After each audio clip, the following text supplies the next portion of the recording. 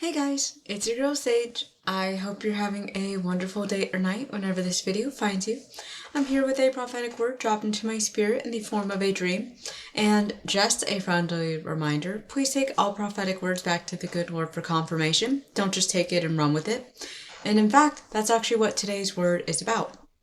But in any case, let's go ahead and get into the dream and then we'll get into the revelations from the dream. So in this dream, I was in my old childhood house and I was standing in the hallway while watching my dad shave. And while I was talking to my dad, we were talking about what happens to people when they go the wrong way. And he told me that they end up in a single solitary cell forever. And I said, okay, wait, they end up in a solitary cell? I thought they just stopped existing. And my dad, he kind of ponders it for a second and goes, well, some do stop existing. You're not wrong. But most of them end up in a solitary cell. And anyways, so I go outside and I see it's kind of like cloudy out. Like it looks like it's going to rain. And anyways, I'm walking outside and I walk by this liquor store where I see this man with leathery skin, and he kind of reminded me of a war veteran maybe. But he was in a wheelchair and he's like riding his wheelchair towards me, but he's going really fast. And not scary fast, but he's just moving really fast. And he's rolling towards me, but what he does next is weird. He kind of purposely makes himself fly out of his own wheelchair. And this is freaking me out because I'm thinking, okay, why is this guy making himself fall out of his wheelchair like that? So to get away from this guy, I end up running to a collection of like picnic tables, and I'm standing on top of one to kind of like keep him away from me. And other people who know who this man in the wheelchair is, they kind of warn me that this is something that he always does, and just keep your distance from him. So anyways, this group of people and I, we go to order food from this like outdoor restaurant at some other picnic tables that are further away from him, I guess. And we're ordering food, and I remember that we ordered our food, we received our food, but I don't remember eating it, yet I know that we did eat it. And anyways, we ordered dessert, and I know for a fact when we ordered dessert, we ordered like some powdered cake or something, right? And instead of receiving that, we received a plate of cookies. And while we were receiving the plate of cookies, we were told we would receive the rest of our items, but in the meantime, they gave us the check. And more specifically, I received the check. And the check was for a total of $104. And there was somebody I was sitting with who I actually knew from high school, but we didn't really get to know each other too well. But it wasn't somebody that like we ended on bad terms or anything. We just didn't know each other very well. But this person was trying to tell me how to tip, and I was saying, oh no, I pay a bigger tip than that usually, and that's where the dream ended. And technically, in the dream, I guess, let's just say I dined and dashed. I didn't mean to, I would have paid it. But anyways, the revelations that I got from this dream were, in the beginning, when I was talking to my dad, just a friendly reminder that my dad is actually supposed to represent God in my dreams because God is a father to the fatherless, and I have not talked to my dad in several years, and there's a good reason for that I'm going to just keep between the good Lord and I. But we were talking about what happens to people when they're led down the wrong path, when they're led astray. And he said for many of them that they will end up in a single cell solitary confinement. But when I had asked him about, okay, what happens, I thought people stopped existing. He kind of pondered it, and he said, no, there are people that do stop existing. And so this kind of goes, what he was trying to say was that many who are ignorant and walking down the wrong path, they don't know better, it doesn't change the fact that they're walking down the wrong path. They're going to end up in a solitary confinement cell. And when I imagine this cell, especially upon waking, it made me think of like a cell in a tower. Like, if you guys have seen the movie Shrek, or I guess any fairy princess movie, right? Where they're stuck in a tall tower, kind of watching the world from that one cell. That's kind of what it made me think of. So those that are trapped in a cell are going to end up watching others be able to live free and to be merry. And meanwhile, others who just no longer exist, that made me think about the hellfire that God is going to send Satan and all the 1/3 of the fallen angels, as well as those who choose to engage in demonic activity and demonic possession, are going to end up in. Just really quick, I say demonic possession because if you guys are a little bit more on the spiritual side, like I am, you tend to understand that demonic possession is very real, and it doesn't look like what we imagine it to look like in the movies. Because that's Satan trying to trick you into thinking, oh, this is what a demonic possession looks like. But in reality, demonic possession presents itself in many different ways. And I'm even feeling called to make another video about the different types of demonic possession and how they present themselves in humans of both sexes. But the other thing, so I just wanted to go ahead and say that really quick. Demonic possession ends to being thrown in hellfire and no longer existing. And the next video I make, I will go ahead and explain that. But anyways, going outside, seeing that it was a gray, cloudy day, that this is a word especially for those who've been feeling kind of cloudy in the spirit or possibly not sure where they're going. And if you're not, it was still very bright out, but you might be feeling kind of cloudy or foggy right now, especially in terms of the spirit. Now, what I really want to talk about that stood out to me was the man in the wheelchair who was throwing himself at people. He actually represents the prophet Ezekiel. If you guys are familiar with the prophet Ezekiel and his ways, the way that God spoke to him, God gave him specific commands that he wanted him to follow. They are known as his sign acts. One of them being he built up a miniature version of Jerusalem and destroyed it, like a little kid destroying their playset. That's one of the ways that the prophet Ezekiel tried to warn the people of Jerusalem that destruction was coming upon them through the hand of God. The other sign and act wonder that he was told to do was to cut off all his hair with a sword. And with one part of his hair, he was to cut it with the sword again in front of people and to let it blow into the wind to show that what would happen to Jerusalem after God destroyed it. Another one, he was forced to eat it, eat his own hair in front of people to show people that they are going to be eaten alive by their wicked ways. And the last one, I'm trying to remember, I think it was to set it on fire, to set his hair on fire and to show that Jerusalem is going to burn and fall. I don't know if it was in that order, but I do remember he was told to do 3 different things with his hair. But the final thing, the biggest event that he did, was he was tied up for either it was a year or a little over a year, and was fed nothing but food that was cooked over poop set on fire. This was to show the way of the exiles, or the way that the people of Jerusalem would be eating after they had been exiled from the destruction of Jerusalem. All of which the prophet Ezekiel was supposed to show the people of Jerusalem, hey, if you don't turn back to God, this is what he's going to do. Or I think that's what Jeremiah tried to do. But Ezekiel was now just saying this is coming from God.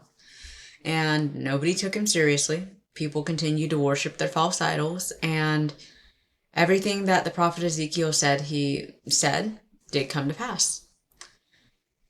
And And anyways, so I wanted to bring that up, but I also brought up the prophet Jeremiah because he was known as the weeping prophet, who he did try to warn people to turn from their ways, but people also did not like hearing what he was having to say, so they closed their hearts to him. And unfortunately for the prophet Jeremiah, the weeping prophet, he had to see everything that he prophesied come to pass. But I wanted to go ahead and bring those up because the man in the wheelchair was to represent the prophet Ezekiel. You might have some sort of person or prophet in your life, or somebody who's maybe not giving you the happiest news that you want to hear. And you might be ignoring this person. Maybe you're waving them off as crazy or something. But they're trying to warn you, and they're trying to do literally anything that they can to get your attention. The very same way that the prophet Ezekiel, he did these insane events to get people's attention, and everyone wrote him off as crazy, when in reality, God was speaking to him. And furthermore, the other people around me, they all said, oh, this guy's crazy, just stay away from him, right? So a lot of people aren't taking the word of God, these warnings from God, very seriously. And unfortunately, I myself have also fallen prey to some of these false prophets, because I ended up sitting with these people at this table, eating this food with them. Although, again, I don't remember eating the food, I just know that we ate it. And I know that we ordered cake, but we received cookies instead. This is representing that when we're not eating the daily bread of God, and we're not having his living water, when we're not nourishing our spirit in that way, what happens is our spirit becomes deprived and hungry and desperate for literally anything. And for everybody, that's going to look a little bit different. For some of you, it's going to be being a bit of a prophet junkie, or chasing any prophetic word you can find, aka leading you to false prophets. I myself have been victim to that. But the other thing too is it could be going to tarot readers, fortune tellers, witches, warlocks to seek information. That is another way, especially because we didn't remember, or I didn't remember eating the food. That is a huge allusion to witchcraft and sorcery, because if you guys are familiar with like Taylor Swift, she is kind of known for like witchcraft and sorcery at her concerts. A lot of people tend to report that they don't even remember being at the concert except for the video footage that shows them at the concert. Which again, that kind of putting people in a trance like that is kind of a form of witchcraft. But anyways, I wanted to mention that, but also at the end, when we had ordered cake, but we received cookies instead, it kind of went to show that while we wanted something else, we were given another thing, and the other thing we were given was not as good as the cake. The cookies looked good, don't get me wrong. I didn't eat any, but they looked good. But when you order something at a restaurant and you get a different item, isn't that a little bit disappointing? You would normally tell the waiter or waitress, hey, I didn't order this. Could you please give me what I ordered, right? So that is again about how even if we are, again, following the false prophets or chasing our sources of spiritual information from tarot readers, fortune tellers, it doesn't change the fact that the truth is going to come forward and present. Just as I mentioned with the civilians of Jerusalem who were not listening to the prophets Jeremiah, Ezekiel, they didn't listen, they didn't care. Everything still came to pass anyways. So whether you actually seek the truth from the good Lord or not, it's not going to change the fact that it's going to pass. But what will be present for you is the fact that, hey, this isn't what I asked for. This isn't what I wanted to happen. No, and God did try to warn you in different ways through different forms. In my case, he was trying to warn me through the wheelchair man that was throwing himself at people. God really does try to reach us in these ways that that are really supposed to grab our attention. But when we close our minds and hearts to the truth, then we end up going down the wrong path, aka allowing ourselves to willingly walk into a cell where we are feeling trapped, whether it's in our circumstances, in our spirit, or both. And so I wanted to mention that, but then finally at the end, despite our food order being wrong, I still got left with a check, and it was a pretty big check too. Now, for the amount of people that were eating, realistically, again, I live in California, but realistically, I would say that the pricing was kind of fair. But I had to pay it all. And I looked up the number 104, and that actually represents getting ready to do some hard work in the spirit. So both of those kind of go in tandem with one another. That when you kind of follow the wrong words, when you fall into false prophecy, and you like take a word that sounds really, really good, right? You take a word that sounds really, really good. It doesn't change the fact that what's happening is going to happen. God's word is law, and whether you pay attention to his word or not, that's up to you. But I also wanted to mention, as I said before, when we're not eating the daily bread and living water of God, what are we eating? Our spirit is so hungry for literally anything. We'll take any junk that's handed to us. But also, when you're hungry, have you ever heard the phrase, don't go shopping when you're hungry? Because when you go shopping when you're hungry, what happens is you will grab anything that sounds good. Even if it's not in your budget, even if you know it's not good for you. You will take it anyways, and because it just sounds so good. And that's what people do when, again, they're chasing tarot readers, fortune tellers, false prophets. Yeah, anything that sounds good, they're going to take it. But that's why right now, today in this video, I'm calling you to really start feeding upon the bread of life once more. Feed upon God's daily bread. Feed upon the living water, for that shall sustain you. And if you need, ask God for some mana. Ask God for mana. Ask and you will receive from the good Lord. But I just wanted to say all this because, this dream, I was fortunate that God kind of called me out pretty early on that, hey, I listened to a couple of false prophetic videos. While they sounded really good and I really enjoyed the messages, it doesn't mean they were true. So that's why I always encourage you guys, please take all prophetic words, my own even. Please take all prophetic words back to the good Lord for confirmation. Because if you take it and run with it, you might run down the wrong path, and you might end up accidentally running into a solitary confinement cell where you're going to have to watch everybody else live in freedom. So, and I just want to end this word with saying it gives me no pleasure to come out with this word because I don't like the idea of slandering other people. And that's why I'm not going to say who these false prophets that I watched were, but I will just say that, I'm going to let God reveal them for who they are.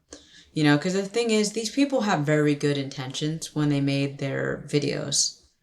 But it doesn't change the fact that, it's leading people the wrong way. And nothing displeases God more than when we misunderstand him. Or willfully choose to misunderstand him in order to pursue what we want. I will also want to bring your attention to King Ahab. I'm not going to talk about it much here because the video's kind of gotten long. But look up what happened to King Ahab. He willfully continued to reject God's word. And so God put the spirits of liars in all the prophets' mouths that were around King Ahab, except for one prophet that was speaking for God. And this one prophet told King Ahab that, hey, you're going to fall in this next battle you go into. He didn't want to hear that. King Ahab sent him away. And in fact, this poor prophet got smacked by another one of the prophets that said, how dare you say I have a lying spirit in me? Only for the prophet who was slapped, for his prophecy to turn out to be true anyways. So you might want to look up who King Ahab was as well. Again, it gives me no pleasure to say this, only because I don't like tearing down other people, but God is my boss. He is my rock and my salvation, and I do this entire channel to serve him, and what he says goes. In fact, myself, I actually make more videos than I produce on here.